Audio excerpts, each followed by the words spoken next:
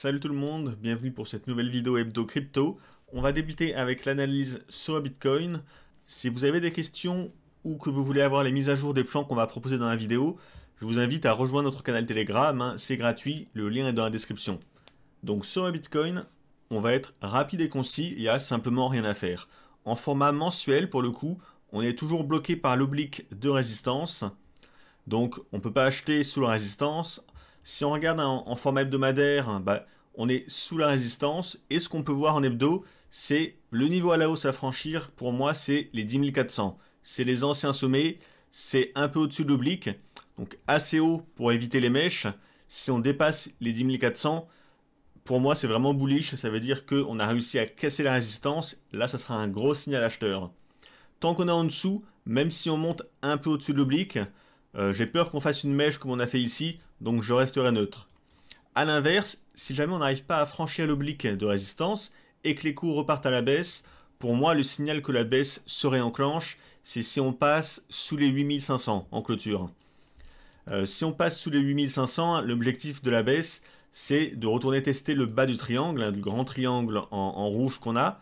Ça reviendrait vers les 5000 à peu près, 5000, 6000 selon le rythme. Donc voilà ce qu'il y a à guetter pour moi, c'est les deux gros niveaux, hein, 10 400 et 8500 pour la baisse. En format journalier, si on veut affiner un peu, on est toujours dans ce petit triangle en noir, hein, de congestion. Ça rebondit en bas, quand on est en haut, ça rebaisse un peu. Voilà, on voit que c'est une congestion, il n'y a pas grand chose à dire, hein.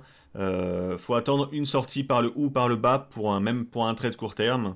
Rien de plus à dire, on va éviter de faire du blabla juste pour parler, hein. La zone n'est pas intéressante, ça fait plus d'un mois qu'on est coincé dedans, donc neutralité sur la Bitcoin. On va s'intéresser au Bitcoin dominance, parce que on a plutôt des signaux assez clairs, hein, dessus. Alors on avait cette grande oblique haussière long terme, hein, point bas, point bas, point bas avec un beau rebond ici, là on hésitait, et là vous voyez on est en train de franchement sortir par le bas. Donc là, on était déjà sous l'oblique en rouge, hein, mais ça n'a pas vraiment tenu, on n'était pas très loin. Là, pour le coup, ici, on arrive très loin de l'oblique rouge qu'on a cassé à la baisse. Donc c'est plutôt un signal de poursuite baissière sur la dominance du Bitcoin. On a également cette oblique intermédiaire, un point bas ici, qu'on a retesté là, petit rebond. On l'a également franchi à la baisse. Donc c'est plutôt des signaux baissiers de poursuite baissière. Le prochain niveau de support, ça serait le niveau des 62. Donc l'ancien point haut ici et point haut ici qu'on a retesté déjà une fois. Donc c'est le prochain niveau de support, ça veut dire que ça pourrait encore baisser un peu, hein. Là on est à 64 quasiment, ça peut encore baisser à 62. Sachant qu'on a la moyenne mobile ici en bleu. Donc c'est la moyenne mobile sans période, en format hebdomadaire, hein, donc c'est une moyenne mobile importante. Ici en orange, on a la 200, qui est une autre moyenne mobile très, très importante. D'ailleurs, on voit que la 200, elle a bloqué la hausse, hein. On a testé là, on hésite, on la reteste, on passe légèrement au-dessus, en dessous, au-dessus. On voit qu'on fait un peu le yo-yo autour. C'est normal, c'est une des moyennes mobiles les plus employées pour du long terme. Donc là, si on repart à la baisse, on va faire comme avant, je pense, comme ici ou comme ici. On va repasser sous la moyenne mobile 200 légèrement pour aller tester la moyenne mobile 100 qui est sur le niveau de support à l'horizontale. Ça veut dire que la dominance va encore baisser un peu, à mon avis, hein, dans les prochains jours, les prochaines semaines. Après, quand on va tester les 62, là, ça sera le test important. Si jamais on passe franchement dessous, c'est un signal de poursuite baissière. Donc là, on pourra ajuster les plans en conséquence.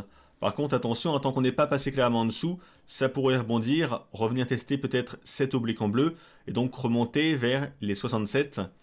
Les 67 qui sont un autre niveau à l'horizontale important avec des points hauts, des points bas. Donc voilà, là ce qu'on peut dire c'est que c'est plutôt baissier pour l'instant. Il y a des très fortes chances, hein, que ça continue à baisser, donc que le Bitcoin soit plutôt faible, jusqu'au moins au 62. Alors c'est pas tradable directement en soi comme ça, mais au moins ça a le mérite de permettre d'ajuster vos plans de trading, hein, de façon un peu discrétionnaire. Sur l'Ether face au dollar, pas grand chose à dire non plus. On est toujours coincé sous le haut du canal baissier en hebdo, donc ce grand canal baissier, hein. Là on l'a testé, ça a baissé, on le reteste actuellement, donc c'est vrai que ça peut donner envie d'acheter à court terme, mais en format hebdo, hein, regardez, on est vraiment collé sous l'oblique toujours. Donc on est clairement sous résistance malgré la hausse. Pour moi, le plan qui m'intéresse, c'est si jamais l'Ether arrive à casser le niveau des 250, donc les anciens points hauts. Un peu comme sur le Bitcoin, hein. J'ai pas envie d'acheter tant qu'on est sous résistance. J'ai pas envie d'acheter légèrement au-dessus parce que je vais acheter une mèche 9 fois sur 10. Surtout que c'est un canal qui dure depuis le mois de juin 2019, donc depuis un an. Donc je vais attendre de voir si on casse les 250 en clôture. Si ça arrive, là il sera temps de se positionner à l'achat. Tant que c'est pas fait, je reste neutre.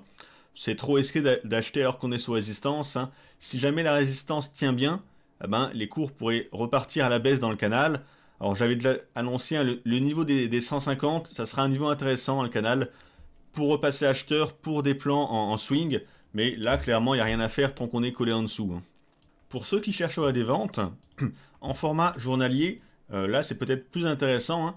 Pour l'instant, il n'y a pas de signal de vente, hein. La tendance est clairement haussière. Donc on peut vendre agressivement parce qu'on est sous l'oblique.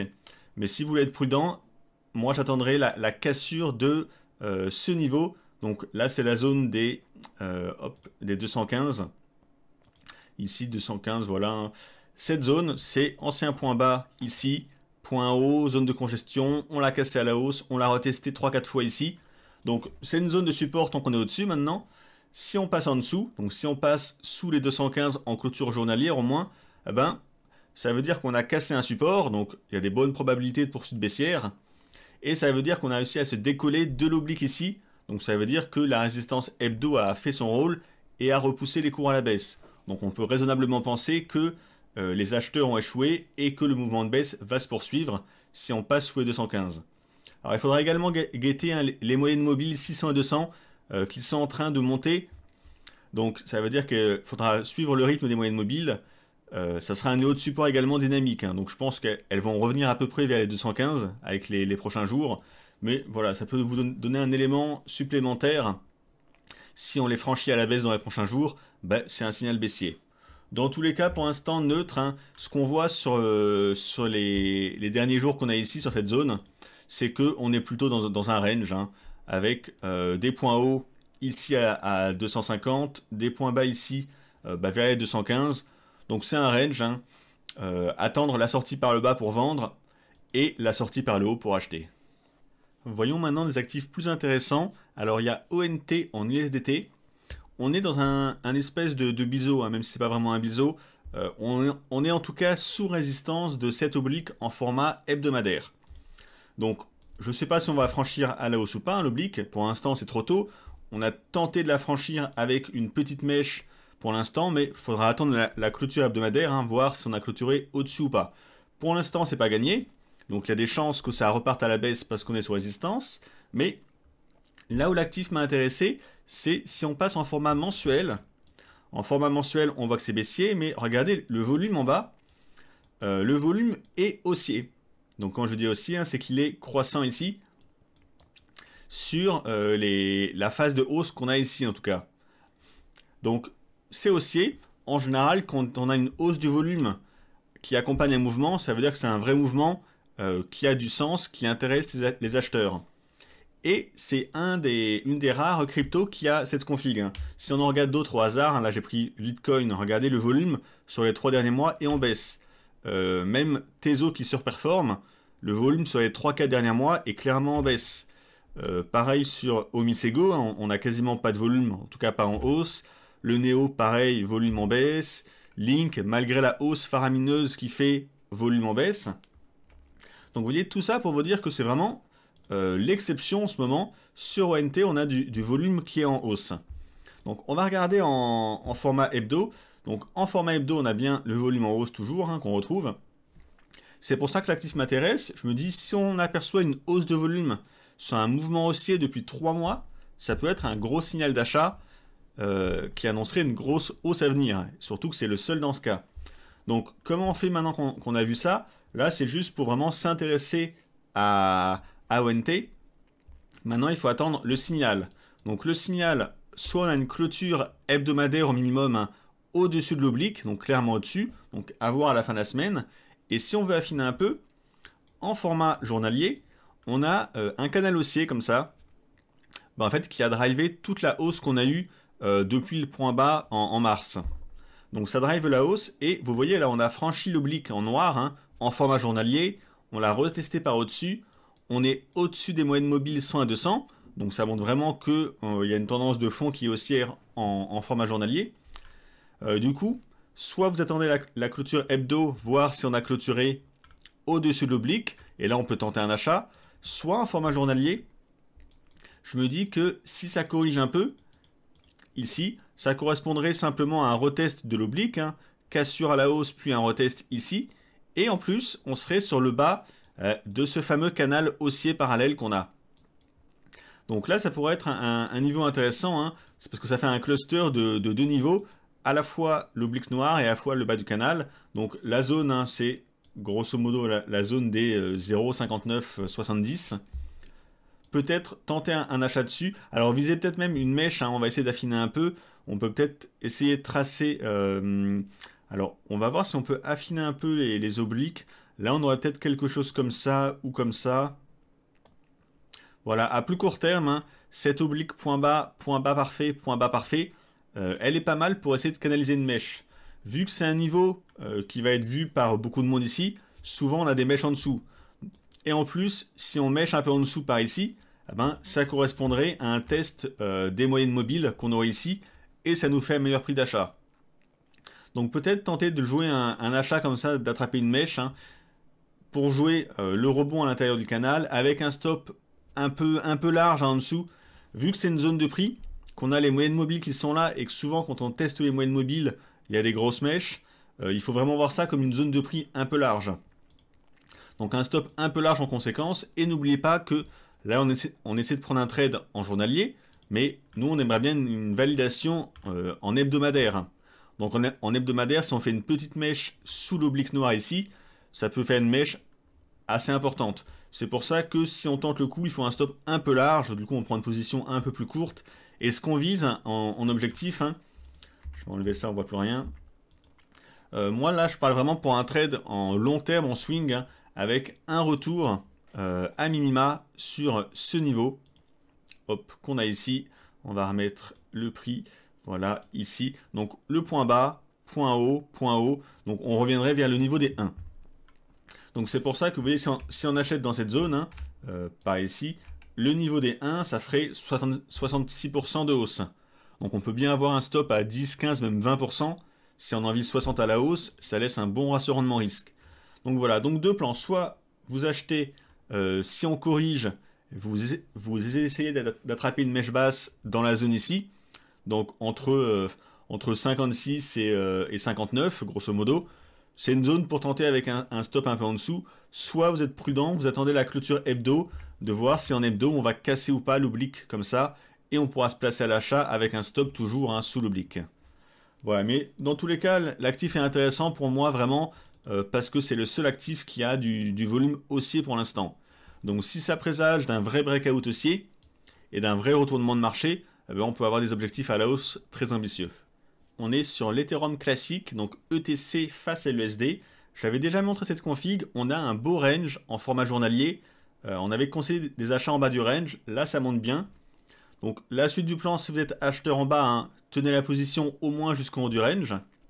Si on reteste le bas du range, ça peut être un nouveau niveau pour tenter un achat pour les nouveaux acheteurs, hein, ici, pour jouer le haut du range. Et ce qui m'intéresse aussi maintenant, c'est si on arrive en haut du range, eh ben, c'est de voir si on ne va pas le casser à la hausse. Si on le casse à la hausse, là on aura un énorme signal d'achat, parce que, regardez, en hebdomadaire, on est revenu sous la moyenne mobile sans période ici. Alors là on l'avait cassé pendant le pump, mais ça n'a pas tenu. Et regardez, depuis on l'a retesté une fois, deux fois, trois fois, quatre fois. On l'a testé 4-5 fois en format hebdomadaire. Pour l'instant elle repousse et court à la baisse. Donc on n'a pas envie d'acheter maintenant parce qu'on est collé dessous, donc il y a des chances que ça reparte à la baisse. Mais du coup, si on casse la moyenne mobile par le haut, eh ben, on va casser le haut du range que je vais noter là. Hein. Là, on a le haut du range qu'on a vu avant en journalier. Donc si on casse le haut du range par le haut, ça veut dire que les prix seraient au-dessus de la ligne en bleu ici, en pointillé. Si les prix sont au-dessus, donc au-dessus de ce niveau, hein, eh ben, ça veut dire que on est sorti du range journalier à la hausse, donc gros signal haussier, et ça veut dire également qu'on aurait refranchi la moyenne mobile sans période hebdomadaire à la hausse. Donc là encore une fois, c'est un signal plutôt haussier. Donc si ça arrive, on aurait vraiment un énorme signal de hausse, l'objectif du range, hein, si on veut mesurer un objectif pour la poursuite haussière, bah, c'est la taille du range qu'on va reporter à la cassure du range. Donc on va mesurer ça. Ça nous ramènerait, grosso modo, hein, en objectif purement théorique, ben, à ce niveau. Tac, ici. Donc là, on serait à 10,17. Donc c'est pour ça que c'est intéressant à guetter. Hein.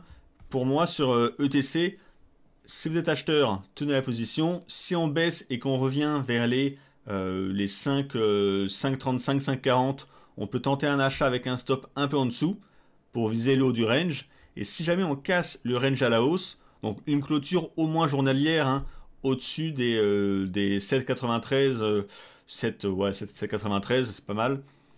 Donc au-dessus du range dans tous les cas, eh ben, un achat avec un stop un peu en dessous.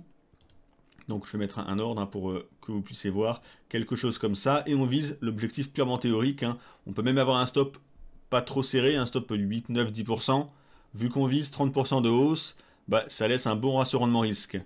Et n'oubliez pas, hein, en hebdo, hein, si on sort du range à la hausse, eh ben, c'est qu'on a cassé la moyenne mobile sans période à la hausse.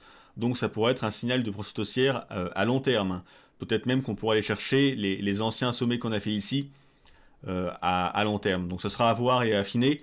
Mais voilà, pour l'instant, les configs à guetter, c'est le range. Hein. Les ranges, c'est bien, c'est facile à trader et ça offre toujours un bon ratio rendement-risque qu'on achète en bas du range ou qu'on achète le breakout au-dessus. Avant de poursuivre les analyses, un petit mot sur le concours de trading Diabolo qui est en cours. On arrive bientôt à la fin de la nouvelle manche, hein, ça finit le 15, donc il reste encore 4 jours. Il y a des très belles perfs des deux têtes de liste, Mackey et Kunaroto, qui sont à plus de 20%, donc sur moins d'un mois de trading pour l'instant. Et en plus, ils ont fait un bon nombre de trades. Si vous faites plus 20% en 2 trades, bah, vous avez chopé un pump, c'est peut-être un coup de chance. Là, si vous faites plus de 20% avec 130 trades pour les deux quasiment, c'est vraiment que vous avez un bon système de trading. Et bonne nouvelle pour les utilisateurs de la plateforme Diabolo et du copy trading, Mackey va devenir copiable, il va faire partie des traders que vous pouviez copier automatiquement sur Diabolo. On est sur XLM en dollars, en format mensuel. J'ai mis un format large pour bien que vous voyez le niveau qu'on est en train de franchir à la hausse, c'est ce niveau. Les points hauts une fois, 2 fois, 3 fois, 4 fois, testé 4 fois en mensuel. On est en train de tester à la hausse ici, de franchir à la hausse. Alors en format mensuel, en théorie, il faut attendre la clôture mensuelle, voir si ça a tenu. Ça peut très bien faire une mèche comme ici et retomber avant la fin du mois. Alors on n'a pas forcément envie de trader en mensuel, hein. Là c'est vraiment pour ceux qui jouent à très long terme, ceux qui cherchent à holder. Mais on va regarder en mensuel pour essayer d'affiner un peu, voir si on ne pourrait pas se positionner, ou en tout cas voir quel serait le niveau intéressant pour se positionner. Là en format hebdomadaire, on voit que ça pump, hein, sur la semaine, une énorme semaine de hausse. Alors si vous suivez Diabolo depuis un certain temps, hein, vous savez qu'on n'aime pas se placer sur les pumps, c'est pas du trading, c'est du pile ou face, on ne peut pas maîtriser son risque. Mais ça n'empêche pas d'analyser quels sont les niveaux intéressants. Là j'ai mis en bleu une large zone, hein, c'est l'ancien point bas ici, et les 4 petits sommets, enfin les 4 gros sommets ou petits sommets qu'on a fait, qu'on franchit à la hausse, c'est ce qu'on a vu en mensuel. On a également un canal haussier parallèle ici, on est en train de tester le haut du canal. On a la moyenne mobile sans période ici en hebdo qui est au-dessus en résistance. Donc on voit que c'est pas simple de se placer. On va passer en format journalier. En journalier, vous voyez, on pousse vraiment le haut du canal haussier qu'on a ici. Pour l'instant, c'est pas encore cassé, donc méfiance, hein. On est toujours sous résistance. Et vu que nous on cherche à se placer, je vous ai dit, j'aime pas me placer en pump après une hausse ici de 50% en ligne droite sur la semaine. C'est un peu trop risqué de se placer maintenant. Donc on va repasser en hebdo. On va analyser calmement, hein. On va pas être FOMO, on va se dire si le trade part sans nous, qui reprend encore 50%, eh ben, tant pis, on n'est pas dedans. Ça nous a rien coûté, c'est pas grave. Et si ça baisse, eh ben, l'idéal, ce sera un retour sur cette zone. C'est une zone qu'on a cassée, enfin qu'on a cassée pour l'instant en journalier, mais qu'on n'a pas cassée en format hebdomadaire ni mensuel. Donc même si on la casse, c'est probable qu'on revienne tester la zone par au-dessus. Donc breakout suivi par un throwback, hein, c'est classique en trading. Et du coup, on aurait un très bon niveau d'achat si on revient dans la zone et qu'on peut cumuler à l'oblique ici le bas du canal haussier. Donc ça nous fera un prix, hein, par ici. Hop. Alors là, je parle du meilleur prix qu'on pourrait avoir, hein. Il faudra ajuster après selon ce que vont faire les cours, mais pour vous donner un ordre d'idée, ça ferait un trade un peu comme ça. Donc on achète le test de l'oblique, hein, selon où ça teste, en étant dans la zone en bleu. Alors c'est une zone assez large, hein, mais c'est parce que on a fait pas mal de mèches, donc soit on prend que le bas de la zone, les points bas, et on compte pas les mèches, on prend que les sommets ici, dans ce cas c'est cette zone, soit on fait une zone un peu plus grande pour prendre les mèches. Dans tous les cas, faites comme vous préférez, mais gardez en tête cette zone et le bas de la zone, hein, qui est le meilleur niveau pour tenter un achat. Donc là, vu qu'on est en train de faire le breakout, attendre le potentiel throwback dans la zone et tenter un achat pour les viser au moins les points hauts qu'on a ici, hein. Ça fait un trade à 80% quasiment. N'oubliez pas la config mensuelle, hein. En mensuel, on est en train de casser la zone ici qui est bloquée. Donc c'est un gros signal. C'est pour ça qu'on vise une grosse hausse si on achète. Donc là, le seul problème pour moi, le seul hic, hein, c'est est-ce qu'on va faire le throwback? C'est vrai que c'est hyper bullish pour l'instant. Bah, si ça le fait pas, tant pis, c'est le jeu, on n'aura pas perdu de l'argent dans tous les cas. Je préfère ne pas perdre d'argent qu'acheter et me dire j'ai une chance sur deux que ça continue à monter. Parce que si on achète là et que ça vient faire le throwback, eh ben, on aurait une baisse de 25%. Donc on va pas mettre un stop à 30% pour éviter ça.